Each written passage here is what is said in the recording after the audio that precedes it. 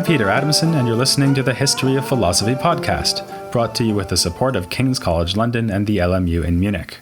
Online at www.historyofphilosophy.net. Today's episode, Iran so far, after Ṣadrā. Driving a car while under the influence is absolutely unacceptable, but doing philosophy while under the influence is all but unavoidable. Just as practically all art and literature responds to previous works in the same fields, so practically all philosophers are in close dialogue with their predecessors. We've now surveyed almost the entire history of philosophy in the Islamic world, so we would now be in a position to ask, who has been the most influential figure of all from this tradition?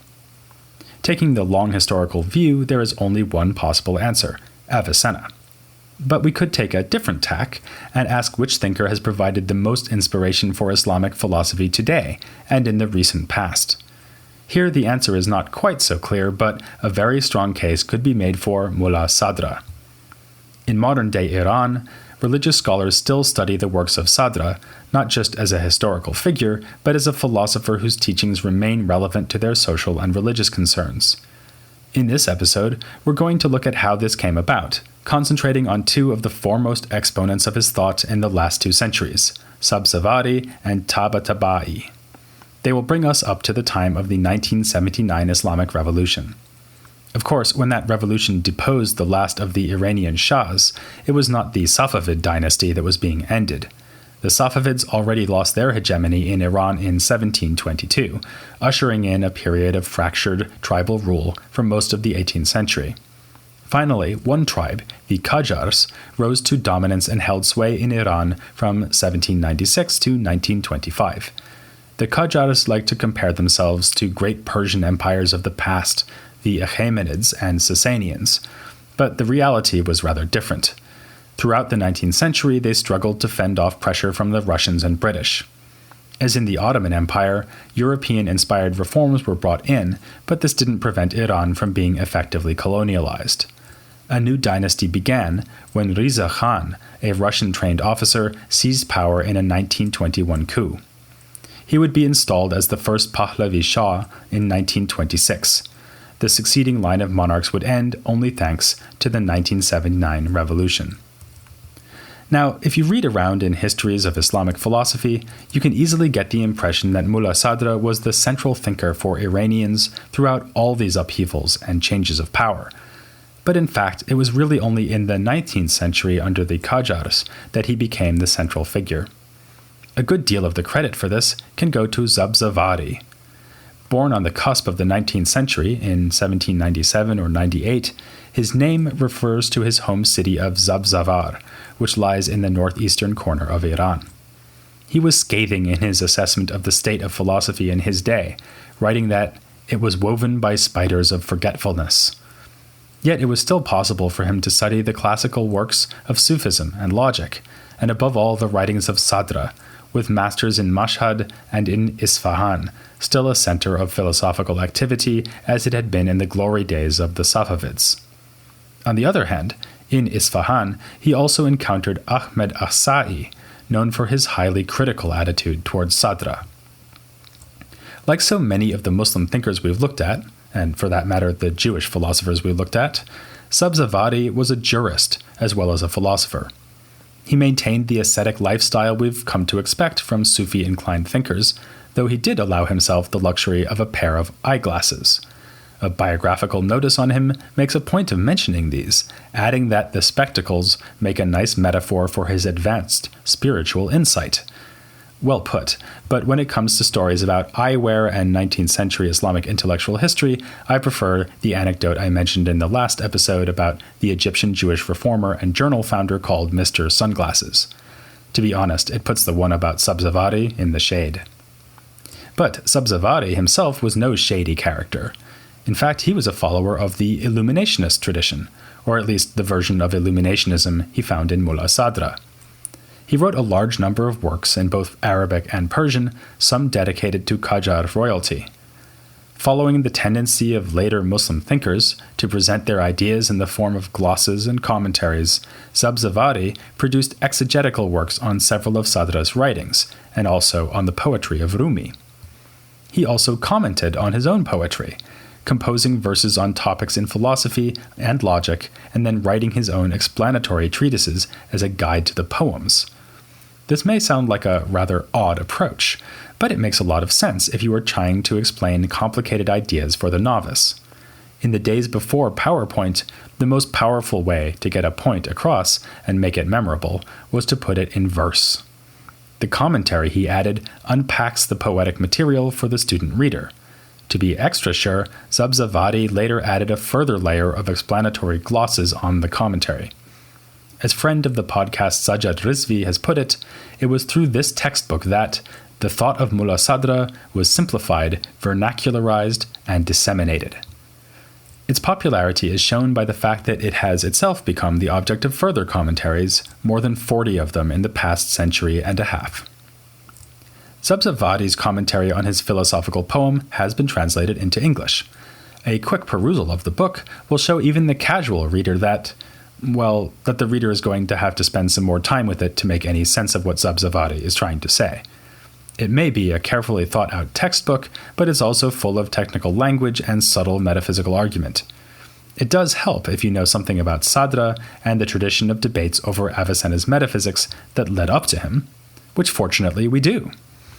Sabzawārī starts by sounding a familiar note when he argues for the primacy of existence.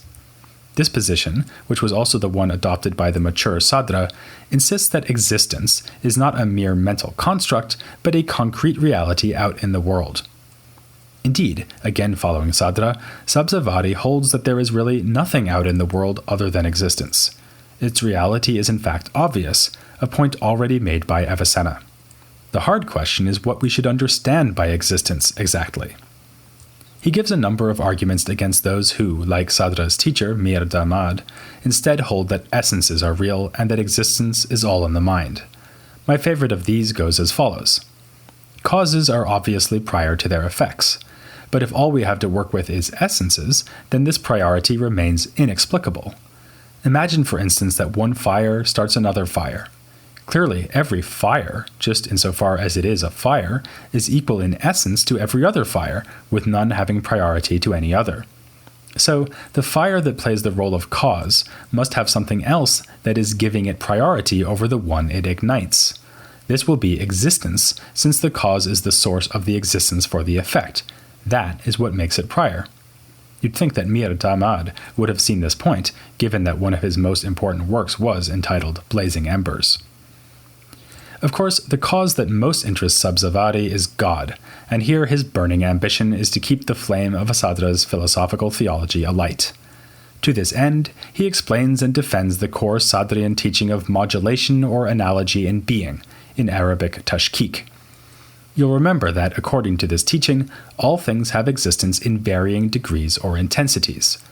Not only does Sabzawārī think this doctrine is true, he argues that it is really unavoidable, at least once Ṣadrā has pointed out the option. Again, his argument is ingenious. Start with the fact that, as Avicenna already observed, God does not just have a particularly impressive essence that receives existence. God does not receive existence at all, for he is a necessary being and has no cause. For this reason, we must say that God, or God's essence, just is his existence. But if this is right, then, as Atuzi already observed, what we mean by existence, in God's case, cannot be the same as what it means in the case of something like you, me, a giraffe, or the Eiffel Tower. All of these non-divine things have existence as additional to their essences. Actually, Sabzawārī can't quite say that, since, like Ṣadrā, he doesn't think that essences are real, only existence is real. But he can say that created things have causes, and are thus dependent in their existence. In this respect, they are fundamentally unlike God. So, if we say that existence is not modulated, in other words, that existence always means the same thing, we are faced with a stark choice. Genuine existence belongs either to God or to created things. It can't belong to both, since the two cases are so different. But if genuine existence belongs to created things, we are putting God beyond the bounds of existence completely. That doesn't look like a good move, especially if we want to keep saying that God is the necessary existent. Sabzawārī says that such a move would in fact render God completely unknowable to us. so it looks like it will have to be God that genuinely exists. But in that case, it is created things that don't exist, which looks equally implausible. Instead, we should drop the assumption that existence always means the same thing. Rather, existence varies from case to case. Both God and the Eiffel Tower exist, but with vastly different intensities of existence. Also with vastly different views of Paris. God's is even better. As I say, Sabzawārī follows Ṣadrā in believing that essences are only in the mind, not in reality. It may seem to us as though the world is divided up nicely into various kinds of things, but in fact there is only the scale of perfection in existence, decreasing gradually as it moves away from God. Sabzawārī draws an important conclusion from this. Avicenna and earlier Aristotelian philosophers had assumed that the world of the mind corresponds quite closely to the concrete world out there. But now that we are thinking along these Sadrian lines, we see that this is just not true. Our minds impose rigid distinctions where none really exists. In one of the most striking illustrations of the gulf between mental and concrete existence we've seen so far, Sabzawārī points out that even impossible things, like a second God, can exist in the mind. In fact, even non-existence has mental existence because we can think about it. This sort of point could easily lead to skepticism, as it threatened to do at around this same time among Muslim philosophers working in India. In the 20th century, Ṣadrā himself would be greeted with some skepticism. A group of Iranian theologians, known as the Maktab-i Tafkik, have been bitterly opposed to his influence, and the practice of philosophy more generally. They urge us to turn not to Ṣadrā and other philosophers, but to revelation and the teachings of the Imams recognized in Shiite Islam. Paired with the innate awareness of God implanted into every human soul, these religious sources offer the best, indeed the only, way towards knowledge. With their hostile stance towards philosophy, the members of the Maktab-i Tafkik were carrying on a tradition of opposition to Ṣadrā that extends back to the Safavid period. And as I mentioned before, Sabzawāri's contemporary Ahmad Ahsa'i was similarly critical. In the 20th century, the anti-philosophical movement even tried to have one of the foremost adherents of Ṣadra's thought banned from teaching the subject. The adherent in question was, however, not to be budged. He insisted that his students had come to him with a suitcase full of doubts and problems, as he nicely put it, so that he had a duty to share his learning with these troubled young men. And share he did. His name was Seyyed Hossein Nasr, usually honored with the epithet Allāma, meaning the knowledgeable or the erudite. Allāma Tabatabai was born in 1904, into a family with long-standing scholarly credentials. He was orphaned at an early age and brought up by one of those scholarly relatives, an uncle, who saw to it that Tabatabai was properly trained. He studied law and philosophy in Najaf. The philosophical works he read there give us another indication of the remarkable staying power of authors from the formative period. Of course, Tabatabai was schooled in Avicenna, but he also studied Miskawayh for ethics. In the Sadrian tradition, he read works by Ṣadrā himself and the explanatory guidance of Sabzawārī. After a stay in the city of Tabriz was cut short by a Soviet invasion of northern Iran, Tabatabai came to the city of Qom in 1946. This is where he would spend the rest of his career, teaching the works of Ṣadrā and other philosophers, against some opposition, as I just mentioned, and producing a staggeringly huge commentary on the Quran. This took Tabatabai about 20 years to write, and is distinguished by its insistence on using the Quran to interpret itself. That is, he explained each passage in light of other passages from the Quran, rather than extraneous material. At this point, I probably don't still have to be emphasizing that there have been extremely pious Muslims on both sides of the debate as to the value of philosophy. But what the heck, I'll emphasize it one more time. Tabatabai led an ascetic life, like Sabzawārī before him, venerated the Shiite Imams, and was one of the great modern-day commentators on the Quran. The tension between him and the skeptical critics of philosophy among the Maktab-i Tafkik was not a conflict between reason and Shiite piety, but between two different conceptions of what pious Shiism should consist in. While Tabatabai was obviously on the pro-philosophy side in this debate, he was no blind follower of Mullā Ṣadrā. He avoided teaching Ṣadra's views on the afterlife, evidently finding these problematic. More positively, he brought the Sadrian philosophy to bear on contemporary issues, arguing forcefully against the atheism and materialism of the Marxist philosophy that had just gained ascendancy in the Soviet Union. Against this ideology, Tabatabai put forward a novel distinction between the i'tibari and the hakiki, which means something like conventional as opposed to inherent. His idea was that social arrangements are brought about by human convention, but that they nonetheless have a basis in what is really useful and good for humankind. A simple example would be something like real estate. If someone is recognized as the owner of a parcel of land on the basis that he moved onto the land and worked it so as to raise crops there, then his ownership is, as Tabatabai would put it, a matter of i'tibar, or social custom. But it is based on the real effort that the farmer put into the land, so that the custom has a basis in reality. A similar story can be told about all good political and legal arrangements. Tabatabai died in 1981, only 2 years after the 1979 revolution which deposed the last of the Pahlavi Shahs. His relationship to the revolution remains a contentious issue. In 1979, he was too old to take part in any meaningful way, but some of his students were involved in the revolution. He had also earlier endorsed the notion that an outstanding individual may be recognized as head of the jurists in the absence of guidance from the line of imams venerated by the Shiites. This idea was also used by Khomeini, the spiritual leader of the revolution. Less controversial is the role Tabatabai played in influencing two scholars who have had a major impact on the perception of Islamic philosophy in Europe and the United States. In 1958, he was visited by the French scholar Henri Corbin, and he was later a colleague of the Iranian-born philosopher and historian Seyyed Hossein Nasr. Nasr had been educated in the United States before returning to Iran to work as a professor of philosophy. The revolution broke out while he was on a trip abroad, and Nasr did not return, instead taking up academic positions in the States. Tabatabai inspired Corbin and Nasr to advance a new assessment of the philosophical tradition of Islam. Like this podcast, they argued forcefully against the idea that this tradition ended with Averroes.